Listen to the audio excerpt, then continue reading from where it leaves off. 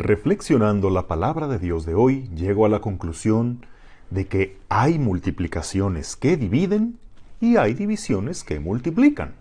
No es un simple juego de palabras, es una paradoja que vemos reflejado hoy desde la primera lectura.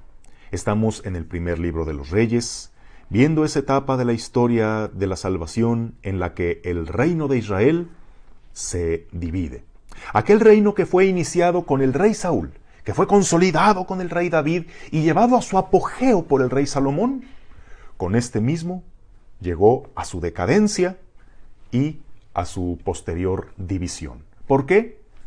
Por una multiplicación que causó división. Salomón multiplicó altares a ídolos paganos, ya que él tenía muchas concubinas, muchas esposas extranjeras, que claro, ellas traían sus propias creencias, sus propios cultos, y pues por congeniar con ellas, permitió que fueran introduciendo el culto a esos ídolos y les levantó altares, rompiendo así la cláusula más sagrada de la alianza de Dios con su pueblo. Yo soy el único Señor, no tendrás otros dioses fuera de mí. Y haciendo primero una pequeña excepción y luego haciendo esa proliferación, pues se fue carcomiendo el vínculo de unidad más fuerte y sagrado del pueblo, que era la fe en el único Dios verdadero.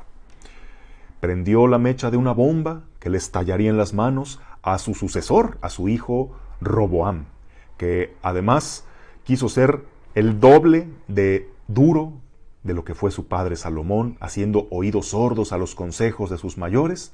Pues miren, mi dedo chiquito es más grueso que el lomo de mi padre, así que conmigo se van a topar con pared. Pues claro que donde hay un tirano, siempre hay quien lo quiera derrocar, y entonces surge un revolucionario llamado Jeroboam, que le es revelado que a él se le entregarían 10 de las 12 tribus de Israel. Y así, con esa rebelión, fue que ocurrió el cisma político.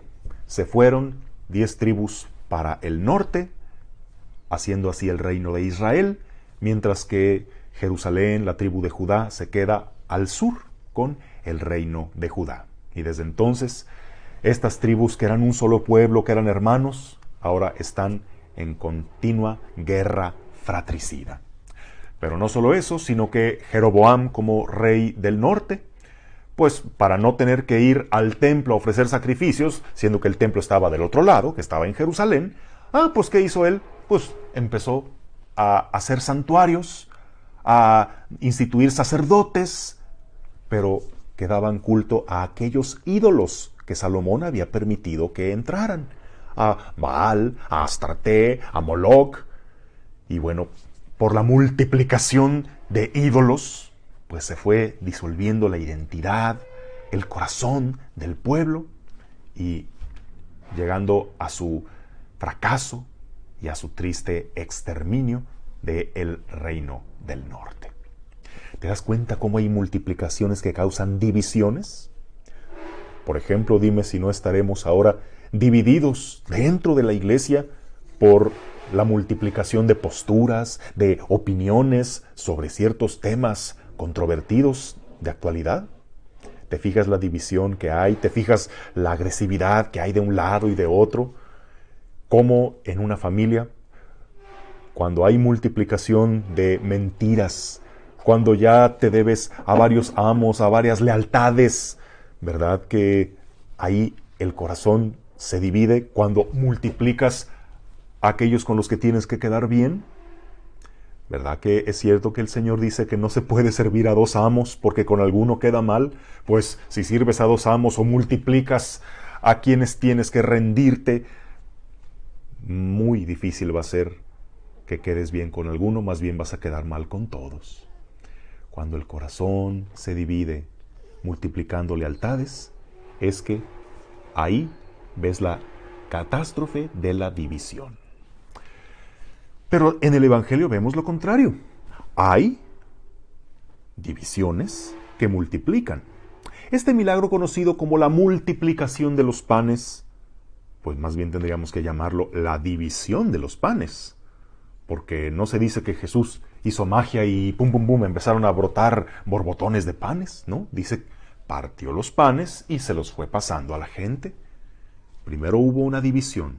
Primero hubo alguien que compartió de lo suyo para alimentar una multitud, aunque parecía insuficiente, pero bueno, esto tengo, esto te doy. Y las personas, en lugar de guardarse para asegurar lo suyo, pues aunque se quedaran con hambre, ni modo, pero tiene que alcanzar para más. Así que partieron lo que tenían, y ahí fue donde no te explicas cómo, pero el pan se multiplicó alcanzando para todos. Todos se saciaron y hasta sobró más de lo que había al principio. Cuando se multiplican las cosas con generosidad, alcanza. Así como no te explicas cómo hay quienes con tan poquito presupuesto pueden hacerlo rendir, estirar y alcanza para tanto, mientras que otros ganan muchísimo y no les alcanza para nada. Así como hay tantos que no sabes sus días son de 25 horas o cómo le hacen para administrarse bien el tiempo y alcanza para hacer tanto, pues entre que serán buenos administradores, entre que serán bien administrados, pero eso también agrégale el toque de fe, el toque de generosidad que hace que cuando divides por amor para que llegue a más aquello que tienes, se multiplica de manera admirable. Hoy, pues revisa qué multiplicaciones en tu vida causarán nefastas divisiones y qué es lo que tienes que dividir para que se multiplique.